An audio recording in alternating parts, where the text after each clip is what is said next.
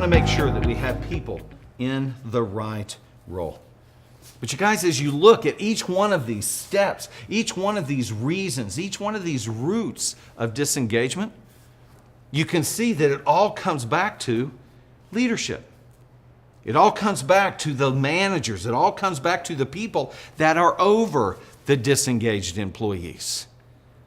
Now again, it is possible that some of the people are not motivated themselves. They don't have the engine inside of them. So you got to get rid of them. No matter what you do, you can't engage them. These are the people that we get rid of. But again, even if you bring in a bunch of A players that have that inner drive, that inner motivation, if you allow these things to go on in your organization, I promise you, you are on a path to disengagement with your employees. The common denominator in every single one of these is the leader. It's up to the leader to move our high risk and the trapped employees to this point of being, to this place of being committed and loyal to your company. The leader is the keeper of the vision and culture. That's your job. If you can't do this for whatever reason, if you can't do this, then you are in the wrong role. Catch that again. If you can't do this for whatever reason, then you are in the wrong role as the leader. Clay, I just don't have enough time to do all that. Then you are in the wrong role because you can't organize your time. Clay, I've never done that before. I don't know how to do that. Then you are in the wrong role as the leader. And you need to find someone to bring them in to help lead your organization. You guys, I know this isn't fun to hear, but man, if you don't do it, you have to find someone that will, or else you will have to settle with what you got. Remember, if you have the dream but don't have the team, you're going to have to give up the dream. All right? That doesn't mean you have to shut down your company. That doesn't mean that you have to quit. It just means the dream that you have of growth and expansion and things happening and everything going really well, and I'm going to have this and I'm going to have this. You got to get rid of that. All right? You just got to get rid of that and say, this is where we're going to be. Okay, so what is it? What is it that we must do as a leader to avoid this? What is it if we look and we go, oh no, there's like 7 of these things that I'm doing right now. This is not good. How do we begin to make the change? Well, first of all, again, we talk about our last session, session number 7, where we talked about providing 5 key opportunities for each of your employees. Remember, we talked about the skill development opportunity, the marketplace positioning opportunity, the financial sustainability opportunity, the personal development opportunity, and the servant leadership opportunity. Those are 5 opportunities that you need to consistently provide for your employees. But I want to talk about a handful of other things. I'm going to write them right over here. A handful of other things that you can do as a leader. Very practical tools that you can implement into your organization to avoid or to repair the disengagement issue. Number 1, thing that we want to focus on here is we want to hire, all right, or at least provide high-level leaders, okay? We have to hire or provide, train them up, whatever you need to do to make sure your leaders are of a high quality. Number 2, we need to know how to select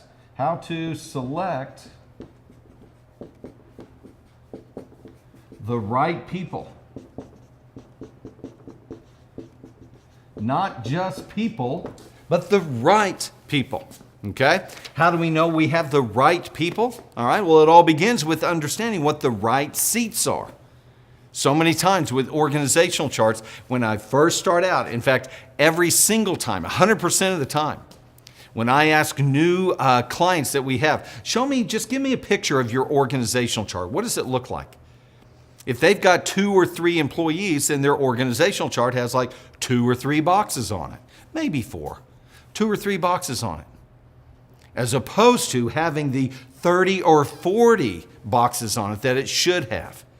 Because every single organization has all of these responsibilities. It's not just 3 people, it's all of these responsibilities. So how do we know how to select the right people? First of all, we have to identify the boxes. Once we have identified the boxes, now we can start identifying the characteristics and the personalities to go into those boxes. Number 3, we talked quite a bit about that in the management level, all right, at the management level workshops.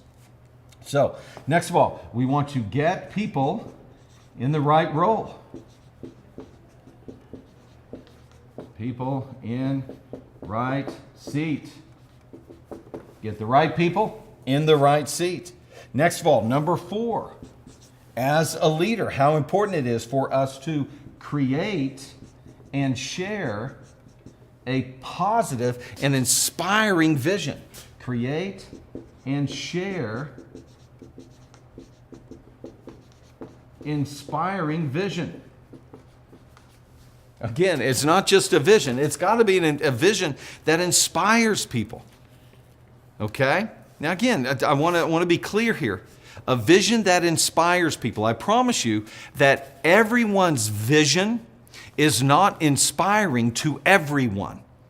You need to be able to clearly communicate what your vision is, and then begin to communicate that vision out to a ton of people to see who gets inspired by it. And those are the people that you want to look at.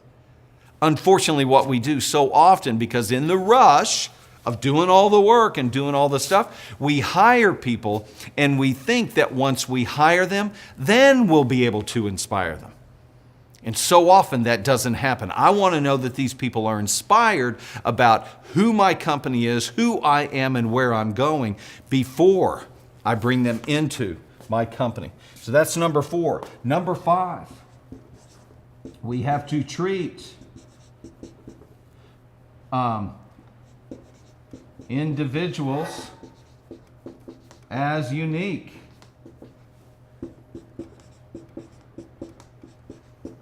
When you sit down, there has to be this whole thing called listening, you know? We hear about that with leadership, how important it is when you're a leader, how important listening is. In fact, so often we've got this thing with managers. Managers need to talk. They need to be telling people what to do. Leaders need to be so much more in the role of listening. But again, because we don't know that and we confuse the 2 roles, when we are sitting talking to somebody, we're waiting for them to be quiet so we can give them the answer. You ever been there before? Oh man, I was like the chief of this. I was terrible at this.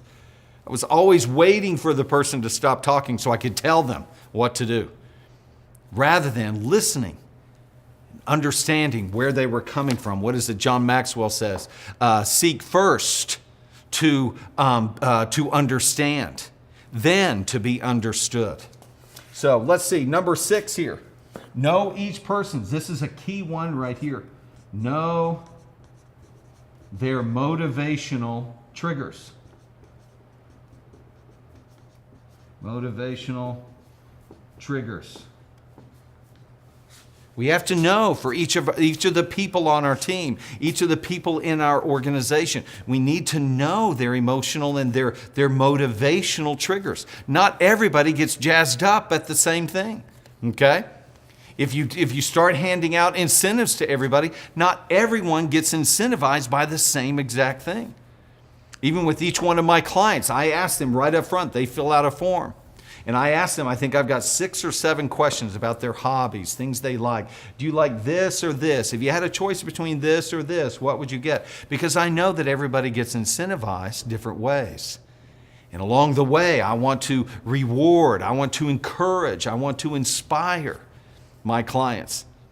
So what this does is lets me know what those triggers are for them. Do you know these for your employees? What are those motivational triggers for each one of your employees? Number 7, how important it is to set high expectations. You guys, eagles will rise to the occasion. Chickens will always have their head down. No matter how low you bring the bar for chickens, they will continue to get their head lower and lower and lower. But with eagles, with the right people in the right position, you have the power, you have the wind, okay, to actually set high expectations, and people will rise to those expectations. How important that is. But again, if you have been dealing with this workforce and you haven't changed, then what you're going to have is a workforce that's disengaged, and they continue to go, I don't think we can do that. I just don't think it's going to happen. Energy comes down, just their expectation comes down. And so we begin to think that this is the workforce. This is what I have to deal with. So rather than being able to make this amount of money this year in the company, we're only going to be able to make this. Yeah, I'd love to be able to make more, but it's just not.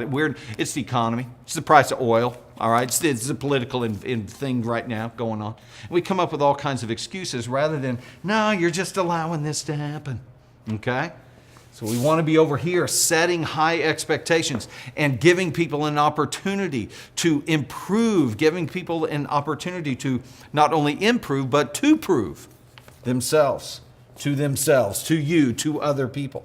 Number 8 here, we need to constantly coach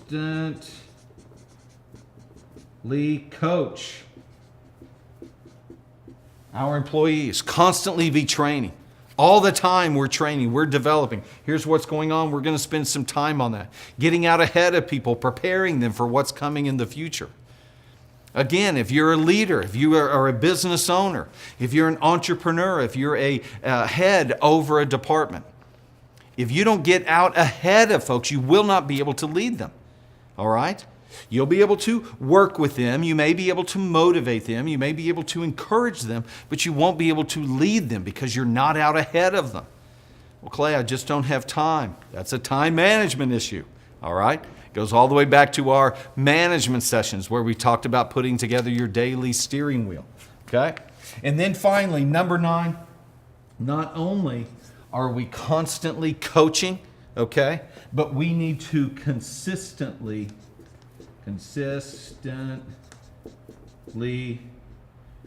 be growing personally. As an individual, as a leader, you personally need to be growing on a consistent basis. What is it? Leaders are learners. Learners are leaders.